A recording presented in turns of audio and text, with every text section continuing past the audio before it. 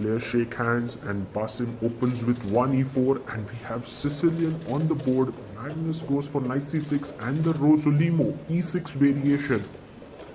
Bassem takes some time to think what he wants to do and knight g e7. Rook e1 is played and Magnus plays b6. This is very rare. The main move in this position is a6 but Magnus goes for b6. He has played it before against Alireza Firouzja, but it has never been tried much before. a6, now the bishop is attacked. You don't want to trade on c6. So Bassem plays his bishop back to a4. Although white has a nice center and he's angling for d4, Magnus has to decide how he's going to deal with this.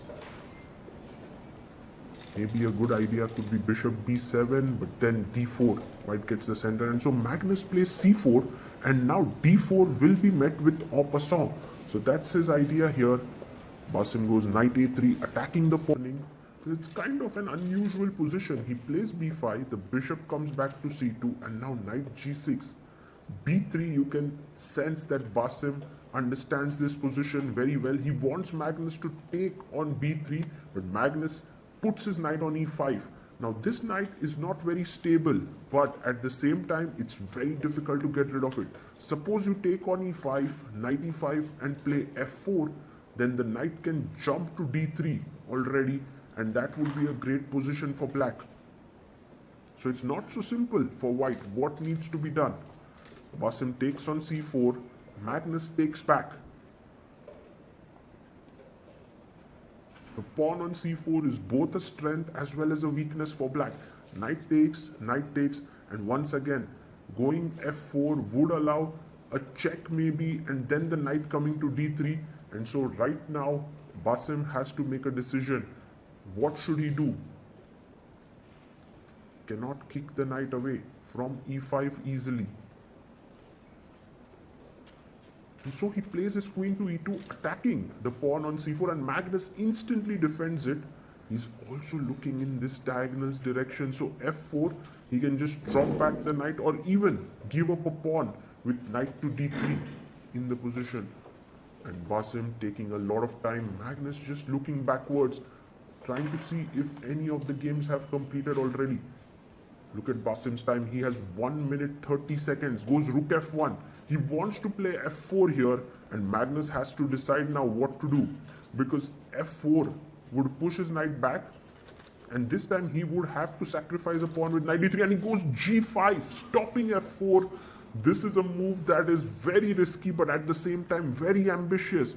He's securing all his dark squares here, and Bassem knows that he has to try and open up the position now if he wants to take advantage of the king, which is still on e8.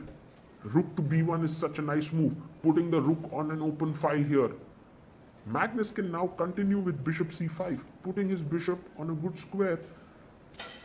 Or he can even keep on attacking with h5, gain more space in the position. And he moves in. This is a very unorthodox position here. You cannot play on simple intuition. You have to calculate here. If you try to get the bishop to a6 by playing a5, then the b5 square is weakened. So both the players have to tread very carefully. What is Magnus going to do next here? He's now come down to 1 minute 23 seconds. He's going below Bassem's time. And we are just 15 moves into the game. Both players will have to play very quickly next. Bishop b7, and here Bassem has a chance to sacrifice an exchange with rook b7, queen b7 and knight c4. I think he's thinking about it, but then hesitates and plays d4. cd3, bishop d3, the g5 pawn is hanging. Bishop takes g5, can come in here. So Magnus has to decide what to do. Does he want to take the bishop on d3 just as yet? No, he first develops his bishop to e7, protecting the pawn on g5. But where is Magnus's king going to go? Once you've played g5, you can't castle easily short. Also going long looks risky. Knight comes to c4. Of course, taking on c4 would mean that White keeps the bishop pair, so Magnus takes on d3 and he short castles. Wow, what confidence in the position Magnus has. Even though he's pushed his pawn to g5, he is ready to short castle and put his king on that side of the board. Both players are below 1 minute, but I think Magnus is quite pleased with his position. He has the bishop pair here, but his king is looking slightly weakened. Bassem is thinking how to take advantage of this. f4 looks like a possibility, but dark squares do get weakened. He goes bishop e3, simply develops his bishop, and Magnus now puts his bishop on c6. He's threatening bishop b5. That could be quite nasty there. What to do? 26 seconds for Bassem, 51 for Magnus. Knight comes back to d2, and now Magnus pushes his pawn to a5, c4, and rook to b8, offering a trade of rooks. Black is slightly better here because of the bishop pair and slightly better pawn structure. It's not clear yet. Knight b3, and now where does Carlsen move? One possibility is to push with a4, but that could mean that the knight jumps to c5. So he goes queen d6, offering a queen trade. Bassem takes, bishop takes d6, and now you can't take on a5 because e4 is hanging. So f3 is played, defending the pawn on e4. a4 by Magnus, and now knight to d4. Bishop c5, king f2. Well, the position seems to have equalized now. If you move your bishop away from c6, the knight can jump to b5. So Magnus has a tough decision to make. He loves his bishop pair here, but somehow the knight on d4 is quite menacing. He takes on b1, rook takes b1, takes the bishop as well. And now we have an opposite colored bishop position, which seems roughly around equal. There's nothing much here for both sides.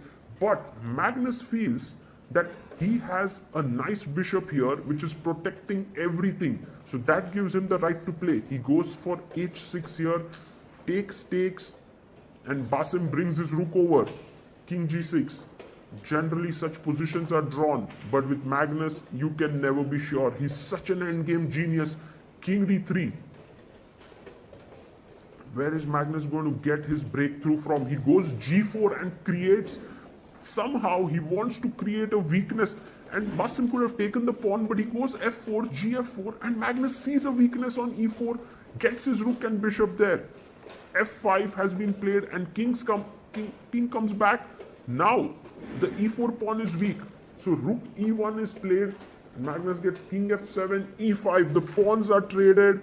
You don't want to exchange the rook, so rook g8. Now the g pawn can be dangerous. Bassem comes back, rook e1, g3, and now f6 is important. He wanted to play f6, but f6 was the correct move. Now g2. The difference was that there was rook e7 check in between. Now he does not have it. Well, that was the small error there by Bassem. You know, he was almost going to play that move, but he missed it. King d3.